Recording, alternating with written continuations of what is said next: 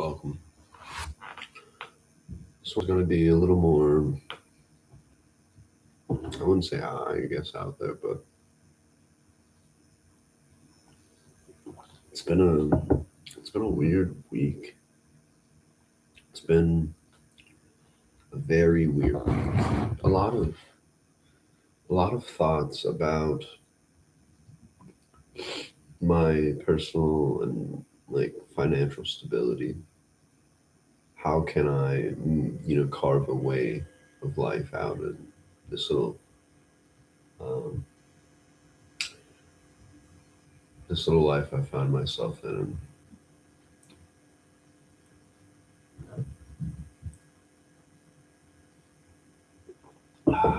Because I feel as if a lot of people I see and have met and hear from are very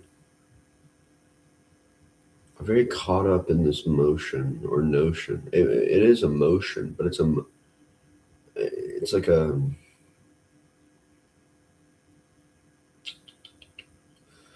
motion of their thoughts being translated into the world, into the real world.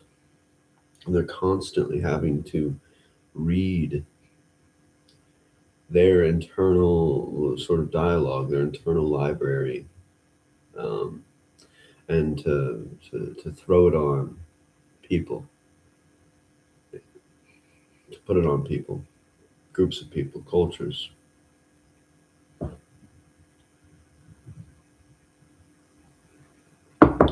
And for me, yeah, there's going to be times when you're outnumbered by the reading people. And what I mean by that is like people who are so people people who gather and are constantly comparing and dramatizing and talking about others. Um, really ends up being like a reflection of themselves. But what's weird with these reading people, these people who read the world instead of like see it or feel it, which there is a big difference. And some people are willing to awake to it, but I don't think a lot of people are, well, have awoken to this.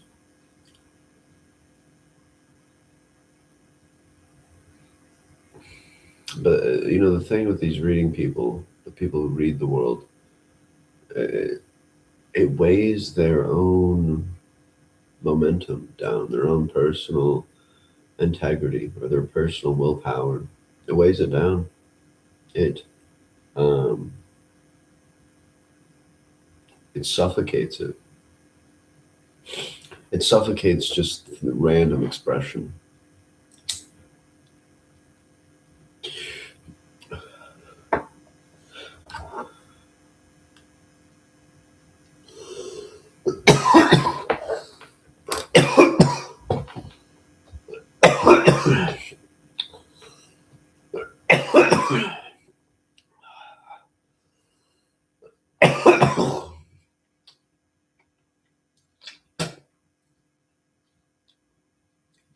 I notice also something I really find important for myself is like a feeling of being in a, I wouldn't say comfortable space, but a space that I can operate in that is completely my own, where it's like, I can, if I really wanted to sit down and, work on a writing or work on a piece, or a painting, or listen to a music or an album entirely, I feel as if I built that place for the first time. I'm very, I'm not keen on letting it go. Um, but the reason I bring it up is, I try, yeah, I have, who is it? Yeah, I got Cream, I got, my Hendrix posters back there. I got some, other stuff over there and more posters in front of me. But Um, yeah, figures and icons are very interesting. I like musicians, I like artists, um, poets and speakers, but I also have a very large affinity for just paintings. Um, I painted this in a very like abstract way, like I just threw paint on it, and literally a skull came out, and I wasn't even like aware of it until later. And if you ever see this painting in person, you'll have to look at it and just like see what faces you see that pop out.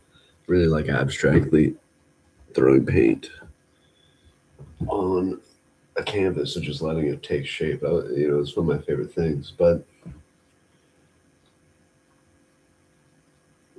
what I'm getting towards is you need a space of your own to decorate. And I think a lot of people nowadays don't necessarily decorate in a very physical way. They decorate in such a electronic way where I'm not saying that they don't have things on their walls, right? I'm saying that their focus is more towards their electronic decorations, their mechanical decorations, their um, the importance of them that is like derived from the system we're born into, but people lose themselves in their identity with their system, their culture, their electric culture. What's interesting about like physical culture, like expression, physical expression, something you can actually hold and like give people, um, is that the meaning is very just for firework or firecracker interesting. You hear shit all the time around me. I'm surprised I didn't hear a gunshot. But what I really love about actual things you can hold that you can give people, um, is that the meaning of it, whatever it is, a writing, a painting, a picture, whatever, it doesn't always match their internal sort of processing system of like what they've seen to associate whatever you give them with what's inside them. But I think what the notion of what the electronics do and or the screens or whatever, I think it most people assume that you can see whatever they see, which in a way is very true. It's very true. You can technically we can all see the same things on a screen, but we can all see something very different at the same time. And it's interchangeable. Whereas like a physical item is not.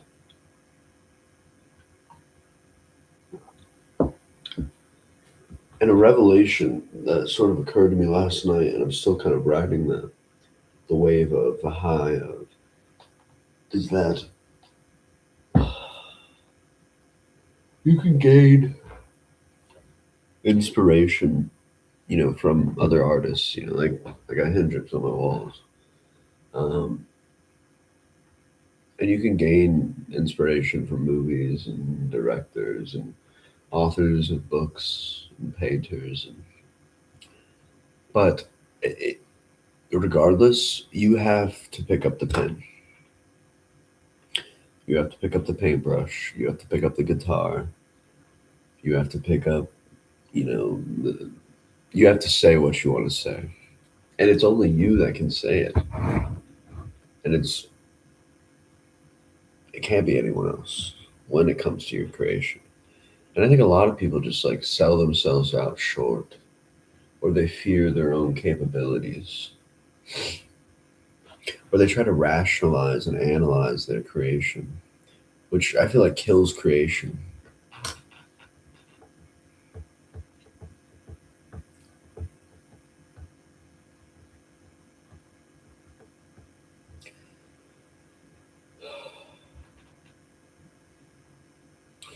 I saw a video yesterday, like a little clip from a news network. Um, Basically, I think it's I think it was said that in 2027 it would officially take place. But something that got announced yesterday was that, or maybe the day before, but was that the BBC, well, not the BBC itself, but the BBC had like a news clip of this, but it was after the I think the UK announced that they were going to ban social media for all people under 16, and they're going to start implementing very like strict um, information laws with accessing social media. Like you're going to have to um, like give them all your information to like verify it's you, the address, social. It's and this news lady, journalist, whatever, was asking children about it, and of course, like none of them were happy about it. Not like crying or anything like that, but they weren't happy about it. But she interviews this little girl, and on the weekends, it was said that she had like 9 hours of screen time. And maybe she wasn't little; she was a teen, 13, 14, whatever, maybe even a little younger. Like it's hard telling nowadays. Um, but she has like 9 hours of screen time on a weekend or whatever. Um, and the news lady's like, "So what are you gonna do now? What are you gonna do with that time?" And she goes, "I'm gonna stare at a blank wall." And I felt genuine like seriousness.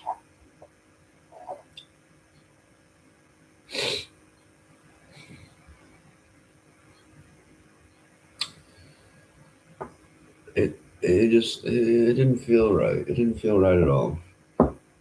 That's what you choose to do: stare at a fucking blank wall. I know she's a kid or whatever, irrational, like I am, like we all are. But uh, if I had nothing on these walls in here, I think I would just be in a prison. Like, what's different at times than your room being a prison cell?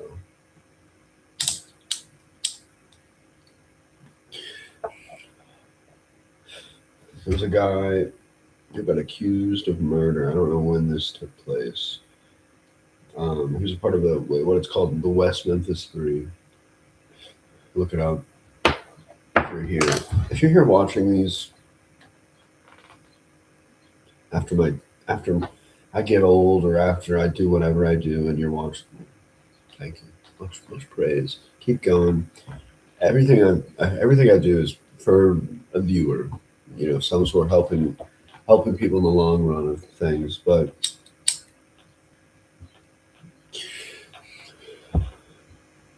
if you look at the West Memphis Three, three teenage boys, I believe.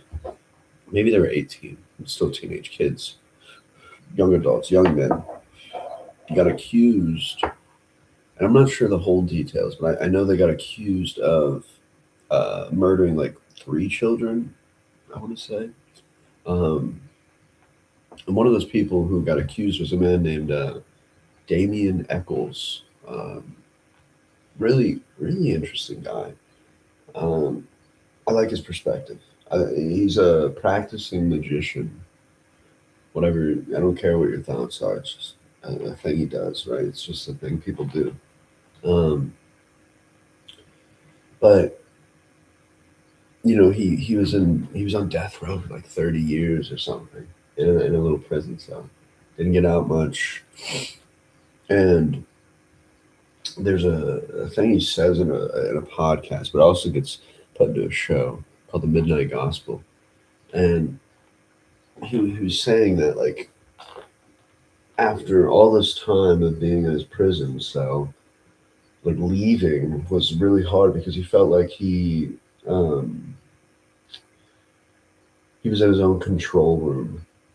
Like he made the prison cell's control room of ability to look out on the world and do anything, figure it all out.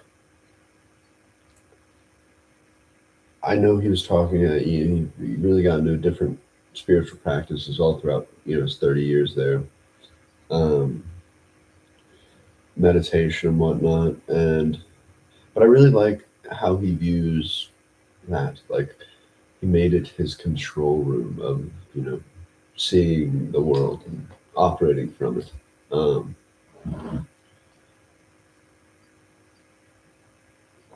Personally, I, I I like to view my room as a very similar thing of being this almost an oasis, but a very serious oasis that is capable of changing into a control room. It's the oasis of ideas and the imagination. It's the control room for myself when I want to apply discipline. But it's the it's of my creation. I'm still working on it. There's a few things I'm getting for ideas. It's not a big room, but you have to have some artistic whereabouts to really find some things.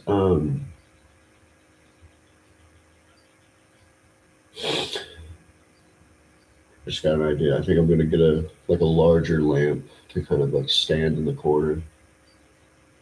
Maybe a medium sized one. I just need something like so I can like get a little more color because I want color lights. I don't want LED lights around the walls or something like that. I just want like a some sort of lamp that can change colors or a specific color. Um, I kind of want a lava lamp. The lava lamp I think would be cool over there. Um, I kind of want to put a carpet over the carpet just for texture. Maybe some things on the ceiling or corners or whatever and make it feel more like a nest, a little more naturey. Get some hanging plants up there or something. I don't know. But I love talking because I don't even know where I was. I mean, I do know where I was going with that because these talks are never supposed to be like this grand. I know the way, and you must listen. It's not that I've seen it all and I know it all. It's not that. It's more or less cracking the egg open and figuring out this predicament we find ourselves in. Because, to be frank, the shitty, mundane system, government system we find ourselves controlled by. Sure, we have luxuries. Sure, we should be very thankful because there's other places in the world that are not you know like us in a way. The one thing I always bring up to people that it's not even hard to argue, but it's like a perspective I would really love to just throw at a lot of people is your screen told you that. You've never seen it with your eyes. He's never seen any, what he just told you with his eyes. He saw it from a screen, so did she. And so, replicates. Anyway,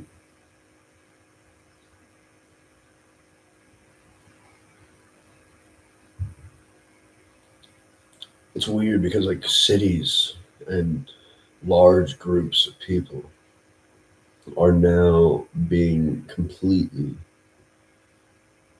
dictated by the screen and the algorithm and believing everything they see.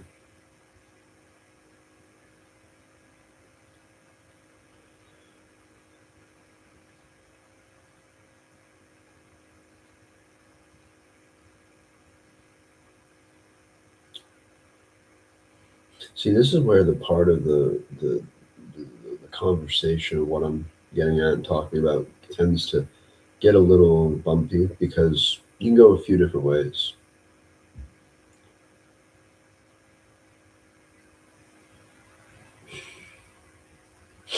I like to think about medieval times, or if you've ever seen Braveheart, maybe this is a good one. But like medieval times are, including Braveheart, kind of tying them together. There's a belief of people and lands, distant lands, and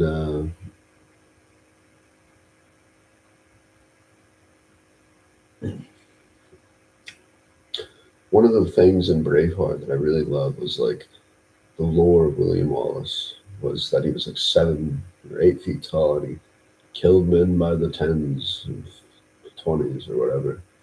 Um, but in reality, he was just, he led a small army and, played his cards correctly. You know what I mean? That was his upper hand towards the notion of what people believed him to be. Um, and so, like, imagine you have no way to sort of identify your. It's not that it's a counterpart, but your enemy in a way. You have no way to like really identify them. So you believe these tales and these far-fetched stories of him being 8 feet tall, and this fear was his driving factor. And it wasn't as much as interchangeable. It was just like there's no picture of him. There's no picture of William Wallace. You just had to see him, and that's him, right? But the fear and the stories of a living man really dictated the whole sort of plot of the movie. Obviously, it's a movie, but I'm trying to I'm trying to explain that sort of belief and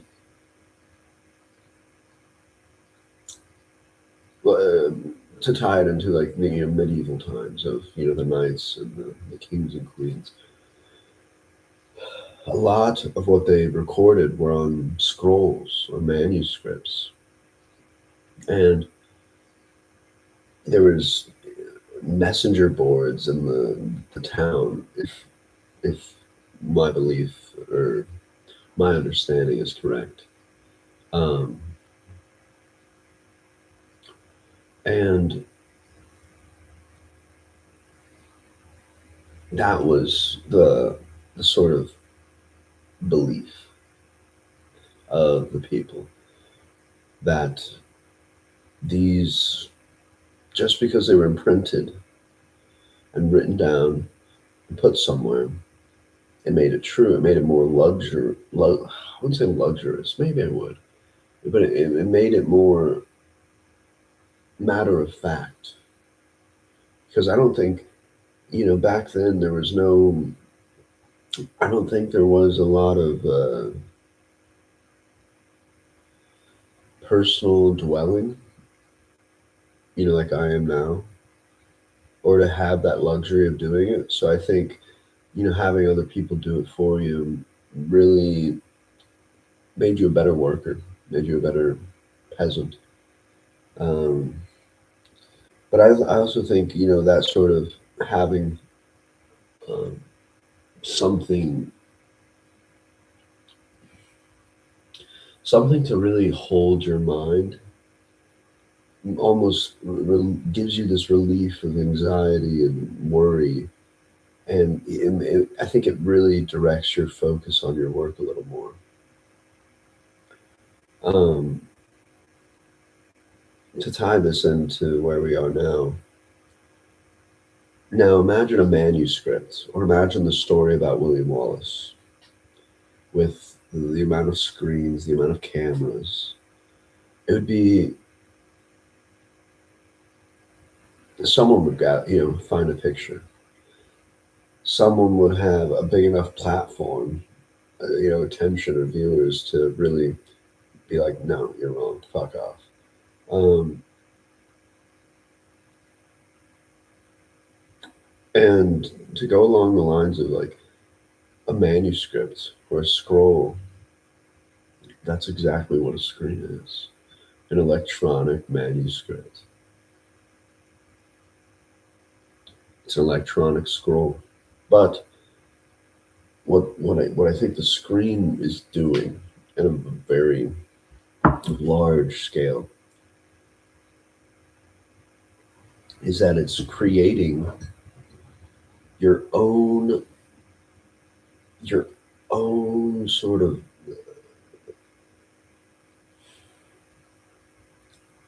you're the only one who reads that manuscript. You're the only one who reads that scroll. You're the only one who reads that Bible. And whatever you think to be true, and whatever you genuinely believe in your soul to be true, the screen, in whatever capacity, mirrors that to you. And it only shows you what you want, what you think is true. If you're operating from the belief, which I think, I don't know the percentage, but I know people are just, you walk out into the world and it's this. But people are not operating from like an unbiased viewpoint. Their screen is the screen. Their screen is the screen. Do you get me? Their manuscript is the manuscript. Their Bible is the Bible. Obviously, this creates a very individual feeling within oneself, while you're interacting with the sort of global village. And it's not that I think these screens are going to these it's not that I think these screens and the way the internet is set up and its current form is going to do it in this current form. But I think what this current form of screens and social media and the internet is doing is creating like,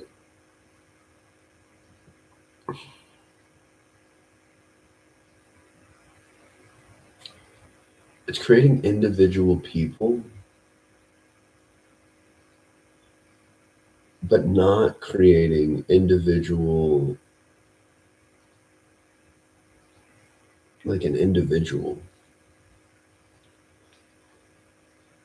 I'm not even sure how to word this, but like what it does is like their identity creates. Uh,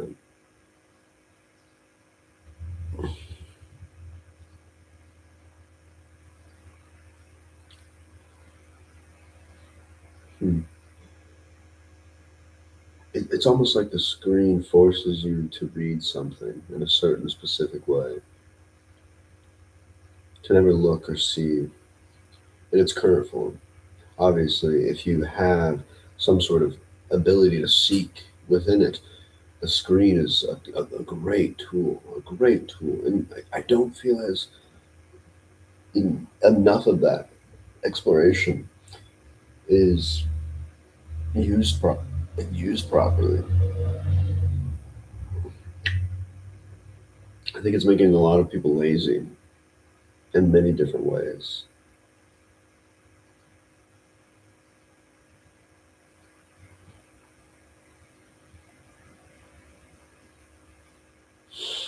Mhm. Attention spans are out the window.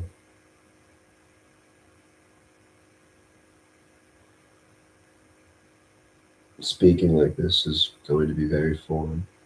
I mean, it already is. I try talking to people. I do. I really do. I try breaking ice. I try smiling at a cute girl. And personally, this is me being personal. If you are just in public and you can't even put your screen down. If you're in public and you can't even put your screen down, I think in private, sure, whatever, do whatever the fuck you want. But I see a lot of people complaining about not being able to meet people or interact with people, and it's literally because they don't present themselves in a way to be interacted with. Like yesterday, there was a cute girl I saw. She seemed interesting, right? But she was literally like the whole time in this maybe like 30-minute interaction, which I didn't even talk to her because I was donating plasma. But you're around people, you're around so many people, but the whole time, like I was trying to like make eye contact, I smiled at her, um, but the whole time, I swear, like she had her phone this close to her face the whole time. And I know you're like sitting on beds donating plasma, but that wasn't the case the whole time. You're you're in line and whatever, and you can kind of talk to people. Um, and there was a man, a tall man in line as well, and he's like 6'8", but I'm very short. I'm like 5'6", so I just like look up to him because he's like he gets in line behind me, and I go, "Man, you're tall," and he just like, "Yeah," and I was like, "Yeah, I know that's obvious." I was like, I'm just very short, so it's always funny to be around a tall person like that. Um, and I swear, like I'm like I'm even like being a little more, like I wouldn't even say I'm being more expressive, and I'm trying to just we're in line, silent, and everyone around me is just like he goes straight to the screen, and I swear his face is this close away from the screen, his little phone screen, and I'm just sitting there like in awkwardness, like damn. And then there was a time where I was like, man, it's fucking cold in here, trying to get just some sort of jive going. Because that's what I do. I like communicating with people. I like figuring out people. I've met some good people in that way. Um, and I just know, and there was just deadpan eyes and immediate, like, go back down and scroll. I think that's so, I think it's interesting, first of all. I think it's very sad as well as interesting. But people get this belief on social media. You see it all the time, and I know people talk about it.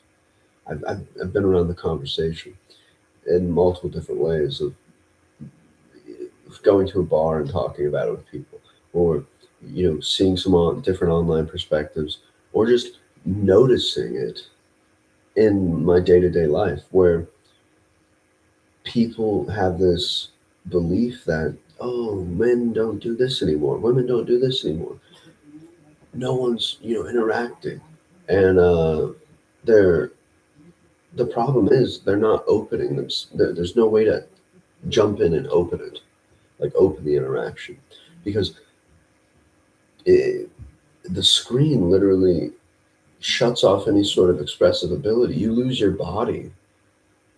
You literally lose your body, and when you're operating from a screen, I think you're not thinking about your body as much, especially when you're consuming short form content, where you're constantly going to a new image. Um,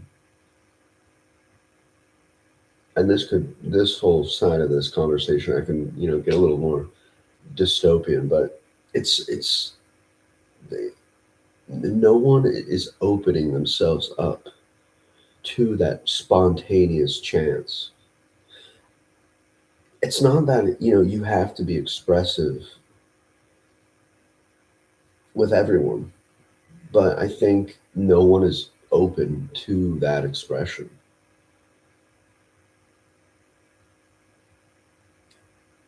It's so weird. It's so weird.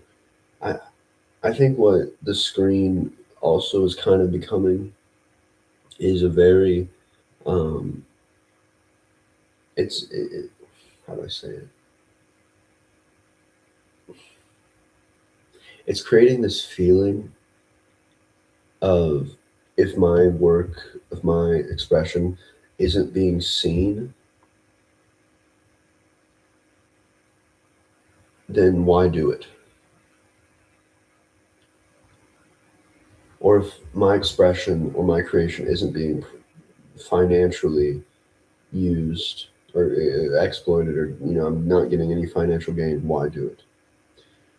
There's my buddy, I'll say Can Man. He was really fixated on going on this long walk or journey, and his dad was not happy about it. I'll show you the whole story, but his dad wasn't happy about it. And his dad, one of the first questions his dad asked him when he like picked him up on this, he made it pretty far. Let's just say that. And his dad was obviously angry, but his dad, one of the first questions his dad asked him was, "You could have at least recorded and filmed it, and posted it on TikTok, and made some money off of it."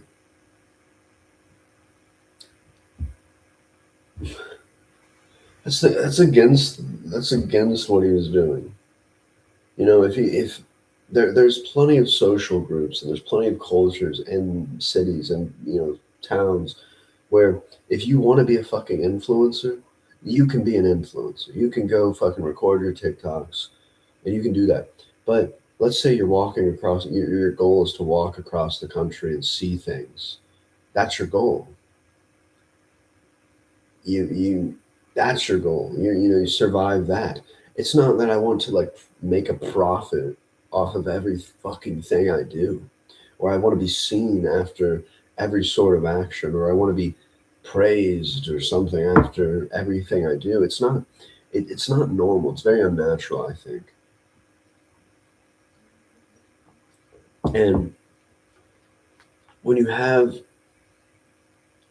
so many conflicting,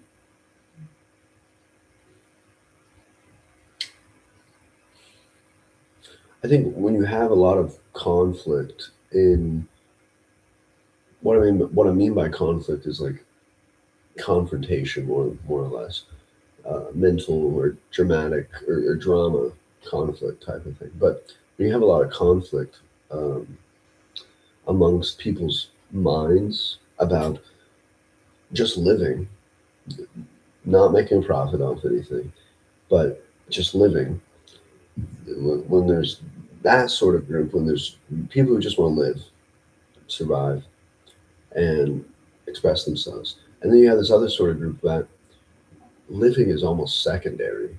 They want, they're not living if they don't have something to hate or something to love or something to fear or to something to reason with.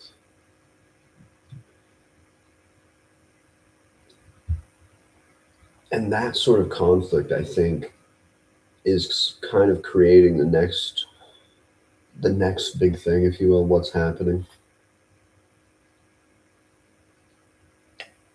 You're going to see something, I think, where people who, it's probably be in public and recorded more, but you'll see people who, with confidence, stating things, whatever, stating things, uh, and the whole objective of the viewer will be to just like to flame them or to analyze them or to prove them wrong.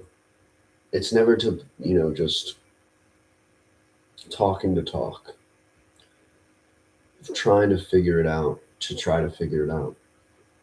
And I mean, if you watch streamers nowadays, they're I think I inevitably get roped into streamers because I used to love gaming. I love watching it. I love watching esports. But the streamer, for instance, is almost that. It's like I know I'm streaming now, but I'm not fucking with 40,000 viewers or whatever.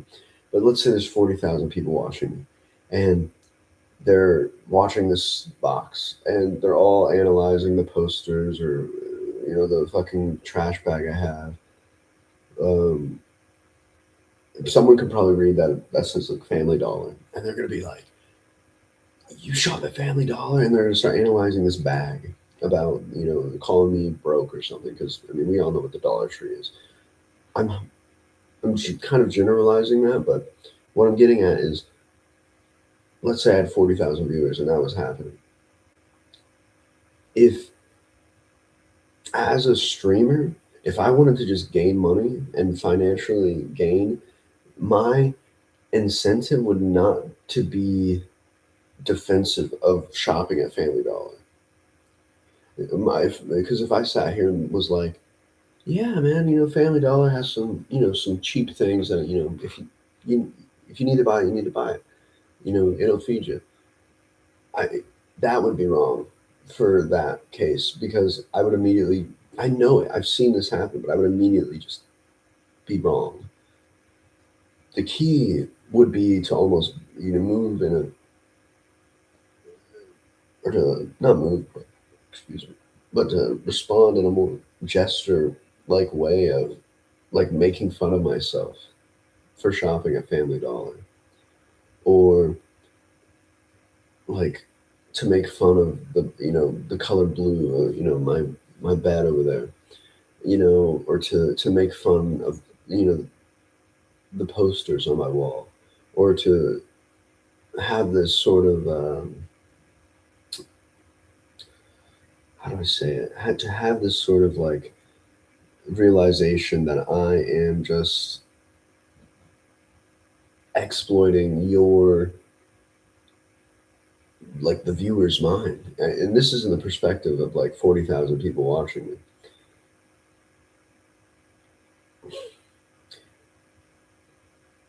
I think what that does, first of all, is it creates a very weird paradox because all the viewers want to be the streamer.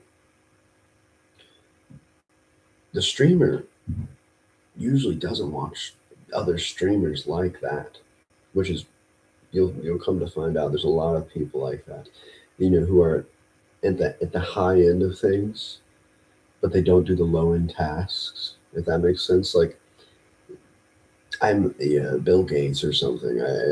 I'm at I don't even know if Bill Gates is a good one because I don't know if this is true, but like people of that figure, that level of figure, like you think all of them scroll on social media through short form content. I think you can tell the difference between people who don't and do. Um, but I think we give too much power to, um, how do I say? I think we give too much power to the internet being able to financially support people. Because I think most people on the internet are passively viewing it. And what we witness is a very small fraction of what's happening in the world. And a lot of what you see are reposts of posts and events and events. And it's these sort of accounts that are constantly trying to uh, jump at the thing to grab you and to grab your attention of the thing that's happening. And that's what these large streamers are, is they throw a random thing happening at you and they let the chat take the narrative. I'm no streamer. I'm no performative streamer. I'm not streaming here gaming and being entertaining. I'm I would say I operate differently from the those sorts of streamers. But I think those sorts of streamers are having such a power grab on individuals' minds and sort of cultures on the electric uh, medium, the screen, the global village, and it's creating a weird generation, behind me. Um, and I'm generalizing, of course, but that's what you have to do in conversation when there's everyone around you and everything around you in the global village.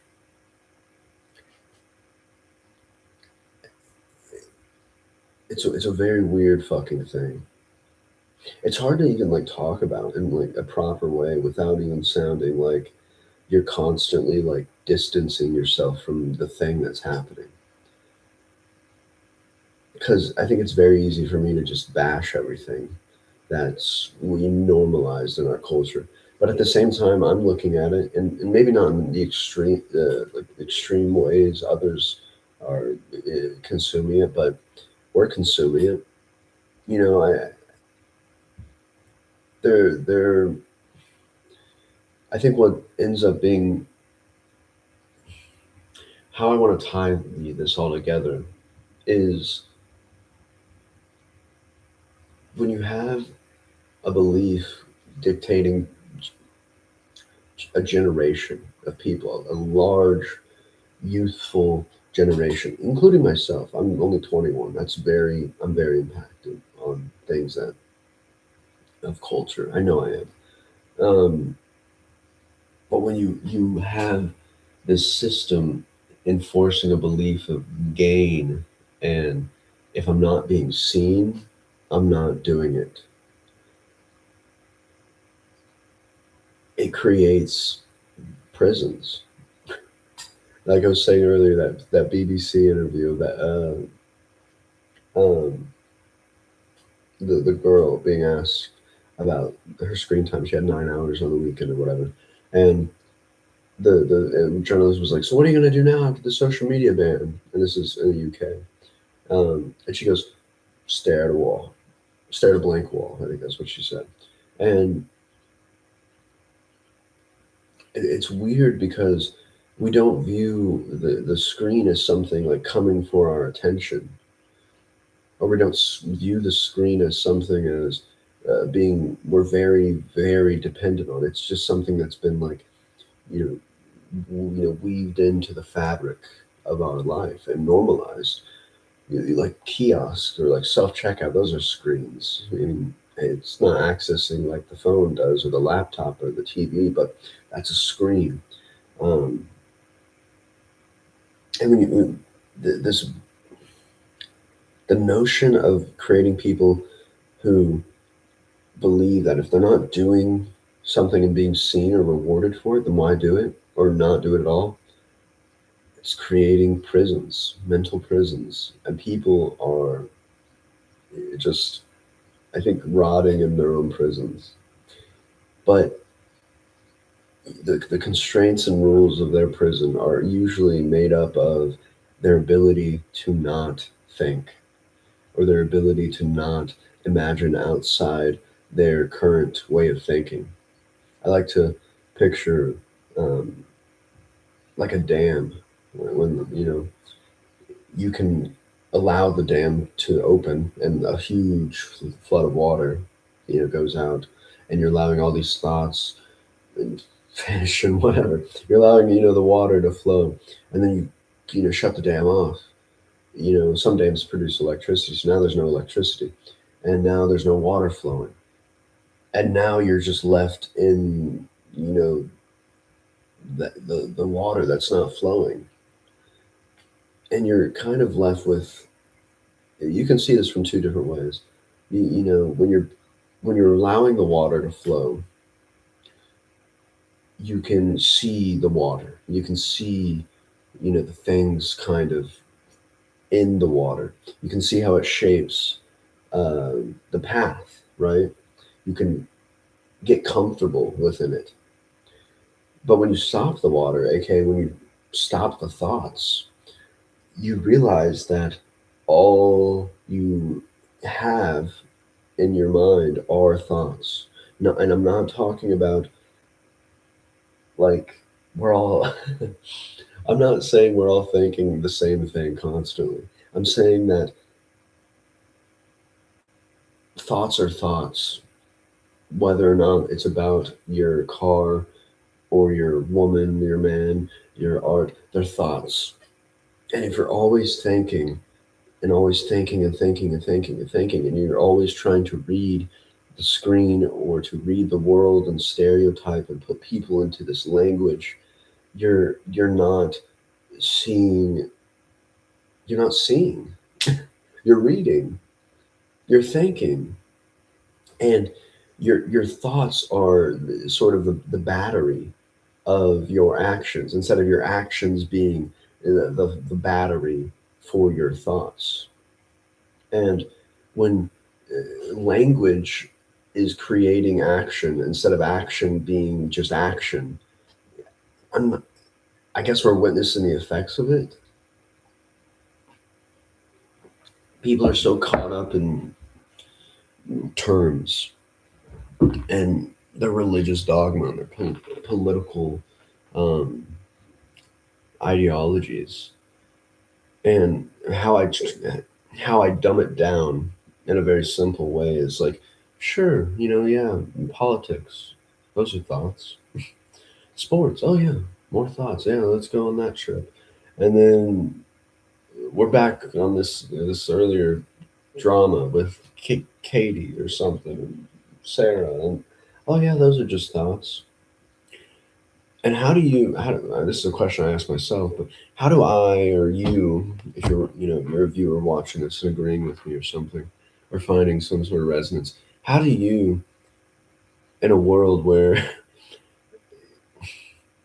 everyone is selling themselves as something, hold on, we're in a world where everyone is selling themselves as um, a person who knows, a person who has something to offer you in a form of reason and understanding. And so I ask myself, how do I operate in a world where you have to take serious the people around you who are constantly trying to be right and look for a reason? How do I, as a person, operate around that as a creative or an artist or someone who is trying to paint the mental image a little more? I'm not trying to, I know I'm talking, I'm using language, but if you are listening to me and thinking I'm speaking as like this is the all knowing truth, you're wrong. I'm trying to paint a landscape within people's minds. And that's what I think good writers or good painters or artists or good musicians do. They're not here to uh, be realistic, and they're not here to be so. I just had the word.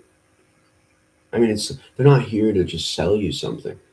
And if there are these figures in your world, your local or global world, where they're constantly trying to brand themselves and profit off themselves, you either believe the bullshit or you smell it out and you get a sort of distaste for it.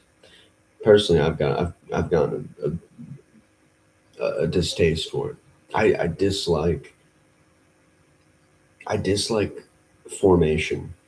I dislike um, having a brand where it's not, where it can't break boundaries or rules, because there's some like bands or artists who have like found a formula and they're being profited off that formula. And there's going to be so much of that, and there is a lot of that. There's too much of it now. I think what we truly need is people who are not worried about being right or wrong, but are worried about creating the new mental image, who is looking, who when they walk out their door, they're not trying to gain something. They're not trying to profit. They are trying to be entirely themselves in their artistic mind, their imaginative mind. They dress how they dress because it feels like that. And to get there, I think it takes, a sort of, like any sort of movement, it takes one after another. But the key is doing it in that way. And having the integrity within yourself to create this work of art that um, is meaningful to you. And I don't think a lot of people are creating for the meaning. I think they're creating for the seeing, being seen, being getting made, ge- getting made, like getting created by the culture, the electric culture. You know, you're nobody. You're literally nobody in the eyes of the global village unless you have a following. In a way that's very freeing. It's very isolating. It's very alienating. But creating your way is single-handedly the most important thing. I'm gonna I'm gonna read I'm gonna read from my notebook. I don't know what I want to read about, but I'm just gonna read a few things if that I find useful.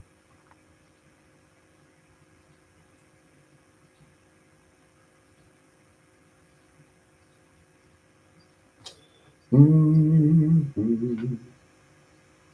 I wrote this. I don't date these, but I wrote the limits are never set. They are only acknowledged. All right. I like that. I like. You know, sometimes I do. Um, sort of reread my work, but um, there's just a few things that I don't reread because I just forget about them. But I'm trying to just create and create and create and create and create and create. But I'll read it again. The limits are never set; they are only acknowledged.